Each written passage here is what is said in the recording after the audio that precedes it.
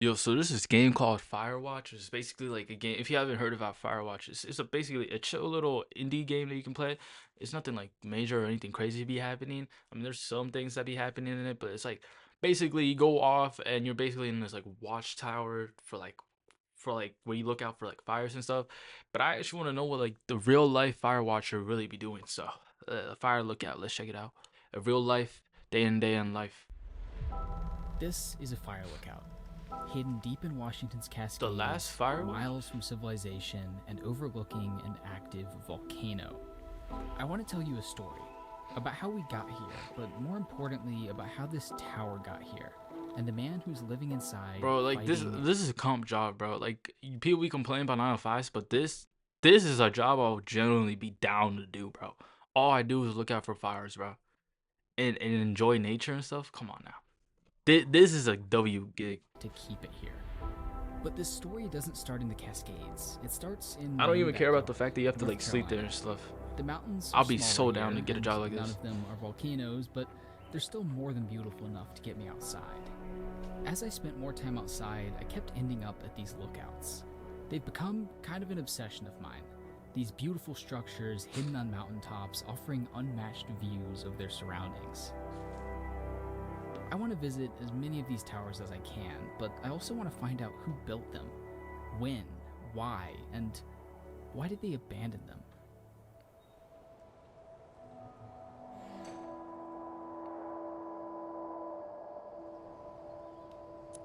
That's a fire ass shot, bro. I love shots like this at night when like the Those stars be moving, questions bro. I eventually always brought me thought that was here, so fire. to the northwest, the beautifully imposing landscape where all of this started, over a century ago.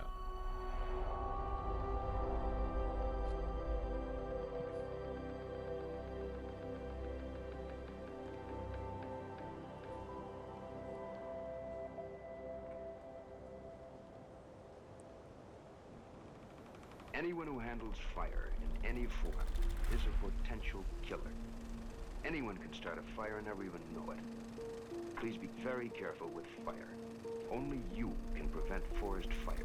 All right, it's Bro, summer what's of that bear 1910 called, in bro? the That northern fire bear Rockies. called? I forgot what the People name were of the bear flocking was here, called. cutting trees and But you building know when they be railroads doing that only you spew can prevent cinders oil into the fires forests. and like it shows like The the snow's bear. melted early, and summer hasn't brought a drop of rain, but lightning storms have lit thousands of small fires. And on August 19th, a massive current of wind blows through these mountains, combining them into a single, massive wall of flame, hundreds of feet high, over 2,000 degrees Fahrenheit, carried by Two hurricane thousand force degree winds Fahrenheit? and Isn't that like how hot the surface of the sun is? this fire consumed 3 million acres of land and killed 86 people, more than horrific enough to put it at center stage in outdoor policy. The Forest Service was founded just 5 years prior and was not popular. Congress was squeezing budgets and salaries. Rangers were barely paid, had to buy their own gear, and were threatened and attacked out west.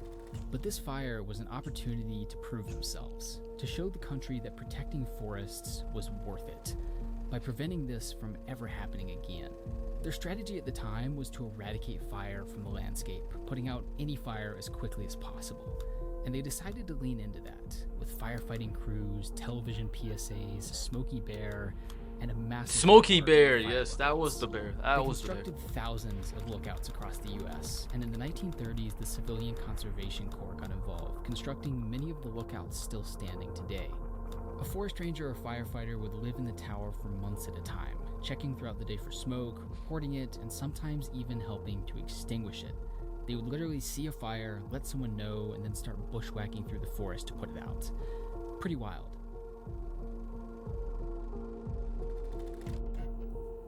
But in the 1940s, something changed. The number of active lookouts peaked, and then started to decline.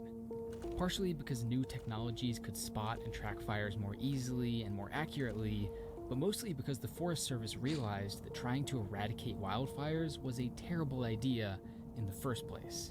By preventing forests from burning at all, they had allowed them to fill with dry wood and brush, leaving extra fuel for future fires and combining with a warming climate to cause devastating wildfires in the future.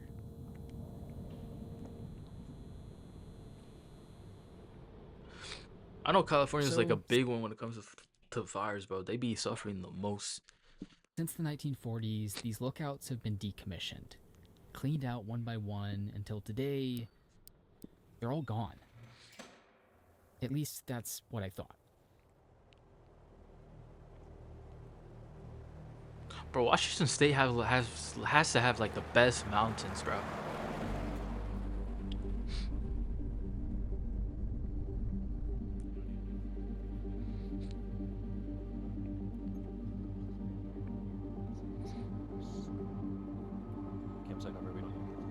We're on our way to meet a pretty interesting person who might have something to tell us about fire lookouts. But to get there, we have to trudge through about 22 miles of mountains and forests. And ironically, speak of the devil, our previous route to get there was only 13 miles, but it burned in a forest fire earlier this year, and it's closed. So we're taking this long but still very scenic route instead, about 14 miles in, 7 or so left to go this morning, but can't complain with views like these. So bro, what are the odds, bro? The trail you're supposed to follow gets burned down. What are the odds?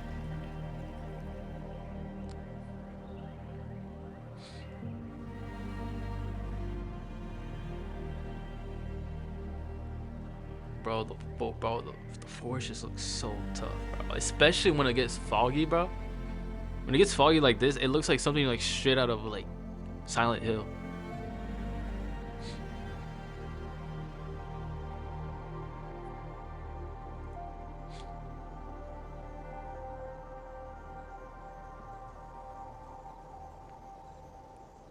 First year I came up here, I went out after about a week because there were some tools and things I wanted, and I came back with a really, really heavy pack, and I thought, I don't want to do that again, so I'm going to plan really well and make sure that I've got a balanced diet of candy bars and top ramen, you know.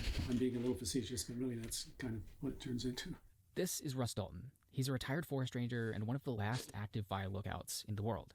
What did the career trajectory look like to get here? What context and situation led to becoming one of the only fire lookouts in the world?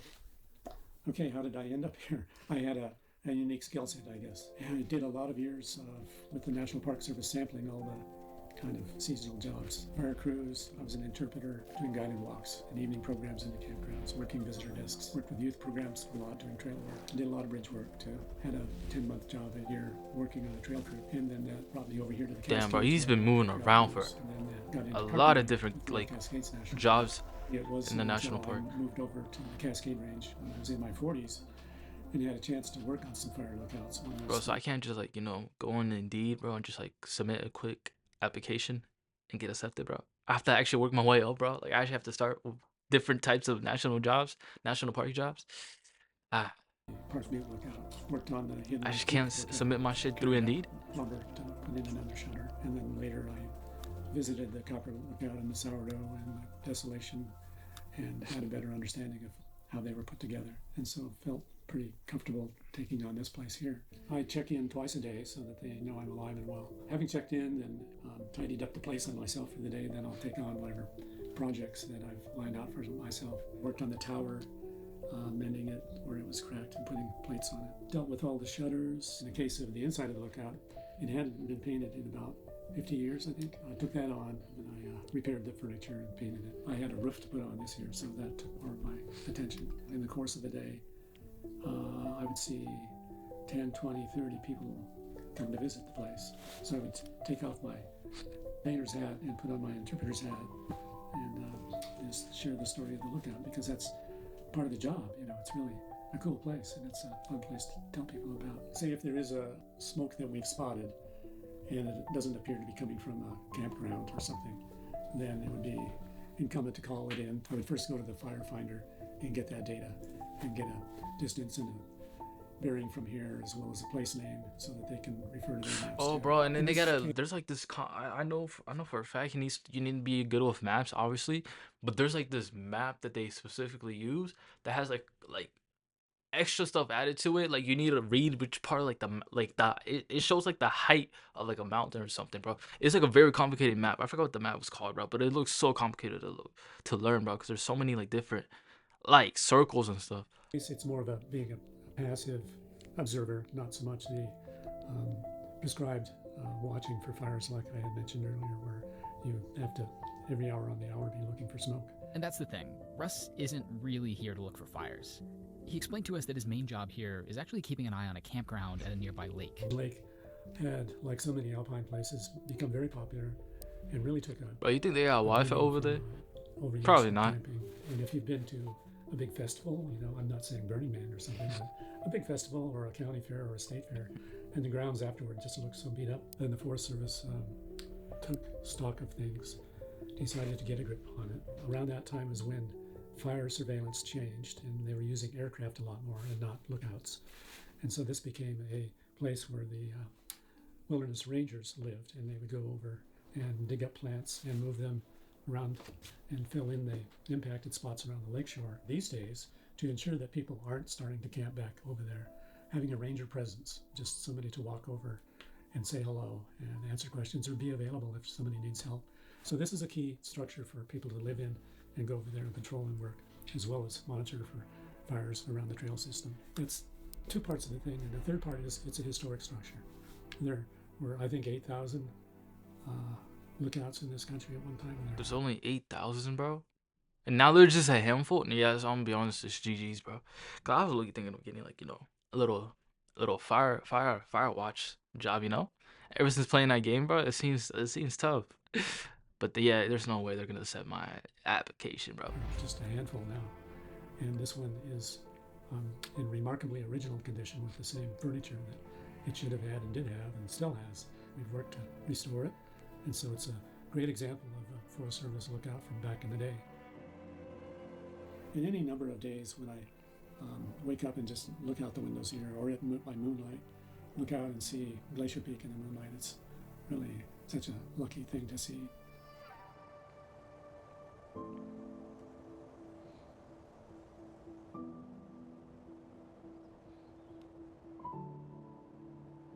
Bro, the mountains, bro. After This leaving is what Cascade, every we guy go needs south after a to Mount breakup, Rainier bro. to visit two of Like, Washington's straight public up. lookouts. Be These one with towers nature. exemplify one of my favorite things about these lookouts, that the Forest Service accidentally built some of the coolest hiking destinations imaginable. Fire lookouts were intended to spot fires, so they were built on high peaks with expansive visibility of the surrounding area, which makes for an incredible view. And when the lookouts were staffed, forest rangers needed a way to access them, so the roads and trails are already there. Yeah, no wonder these lookouts are some of the best hikes in the country. A lot of lookouts, including this one, are now part of national parks and forests and are maintained for hiking. And some towers have even become homes and Airbnbs. Back up in the Cascades, you can rent the top cab of Haybrook Lookout to spend the night. Yeah, Those but how lookouts much is are rent, popular though? hiking destinations, but others aren't so lucky. Many are falling into disrepair or being demolished. To me, these towers are skeletons. Gutted, wiry frames, all that remains of a long-forgotten approach to the outdoors, and ready to fade away if we don't take care of them. And that brings me to the tough, inescapable question surrounding fire lookouts. Are they worth saving? Is it worth spending time and money to maintain hundreds of lookouts that aren't actually looking out? You've had decades of experience working in the outdoors, in national parks, national forests. Are there any significant changes that you've noticed and have been able to observe in the way that we interact with the outdoors and environmental policy? Why? All right, I'm back. 50 years ago when I was doing backcountry work, and the impact from people was so much. It was just the campfires and the trash, and one of my jobs was to dig garbage pits for people to throw their garbage into, and then periodically I'd go back to set it on fire so the bears wouldn't be digging in it so much, and that's how bad it was. To be able to now be in a premier subalpine setting and just not see the impact of people is really a dramatic change. Anyway, that's sort of the evolution of stuff that I've seen. It's a pleasing evolution. Throughout this adventure, this theme keeps coming up. The relationship we as individuals have with the outdoors. One of my favorite lookouts back home was almost torn down in the 80s, but a group of local hikers lobbied the Park Service to restore it. Government policy and action is crucial, but ultimately it begins with people being invested. Now, you don't have to lobby the Park Service, and you certainly don't have to go into Russ's line of work, but I hope I've piqued your interest. Perhaps you'll become curious about these places, learn about them, visit them, care about them, and play a small part in keeping them alive. At the very least, You'll I'm get not to gonna see lie, you really need to know how to like make food for yourself if you're gonna do a job like this. Now that I realize it, because there's no way Uber is gonna go all the way. Do Ubers even go all the way to like the forest and stuff to deliver your food? Like, there's no way, right? you saw them while you still could. Like, imagine Ubering food These towers to like were a the Firewatch response to a tower, massive fire, but the response went so and you have to much go deeper than all, that. you have This to fire go didn't walk just all send this people trail, on Forest bro, Service, just to but get on tipped very like ideal $5. conservation. Within a matter of months, the people, the press, and even Congress were on board. Forestry budgets increased. For the first time, land on the East Coast was protected. Authors depicted forest rangers as heroes. This fire had gotten the country's attention and convinced it that this land is worth more than the industries that want it.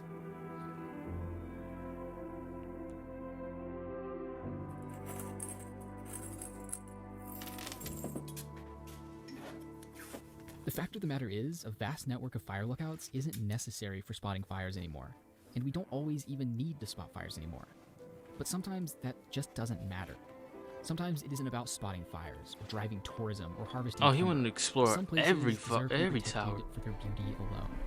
Some places are just special. Oh, this is a fire view. That's a fire, bro. Especially with the sun coming down on the mountains, bro. You are a volunteer, and you're working clearly very hard to keep this structure, but also the fire lookout tradition Yeah. going. Yes. Why would you say it's important to preserve the lookouts and the lookout tradition? I think the answer I would give is similar to, I've worked on a couple of cabins that were restored. And it's one thing to read the account of the homesteader, but it's another thing to stand on their front porch and look out at their orchard and hear their words. And if the lookout wasn't here, you can read about it, but it wouldn't be the tangible experience of being in a lookout and being welcomed in it to see what life would be like for a few minutes to just stand here and take it in.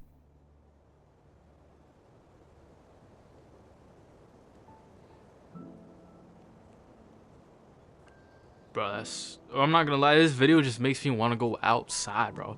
You know what I'm saying, bro? Like, instead of being stuck in your screen the whole day, bro, doing the same thing, playing games, whatever, why not just go out and actually take a walk, bro? Take a walk in nature, bro, and lose yourself in nature, bro. It's a beautiful thing.